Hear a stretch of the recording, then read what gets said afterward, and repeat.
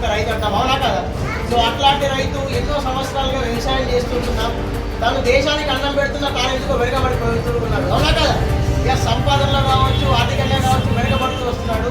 అటు వ్యవసాయం చేస్తూనే మన మహేష్ సార్ వెస్టీజ్ అనే ఒక ఆపర్చునిటీ ఒక అప్లై ద్వారా వచ్చినప్పుడు దీన్ని చూస్ చేసుకున్నాడు, తీసుకొని రిసీవ్ చేసుకొని జస్ట్ 1 year వ్యవసాయంతో పాటు దీన్ని పార్ట్ టైంగా చేసి 1 year ఫుల్ టైంగా చేస్తే దాదాపుగా 10 lakhs వర్త్ కారు సార్ సొంతం చేస్తున్నాడు.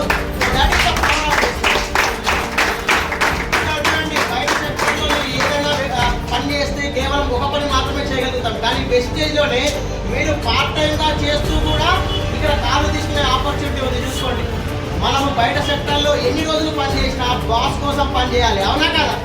మనం కష్టపడితే బాస్ లెగ్జరీ లైఫ్ జీవిస్తాడు, ఎసార్ను. కానీ ఇక్కడ మనం కష్టపడితే మనకే లెగ్జరీ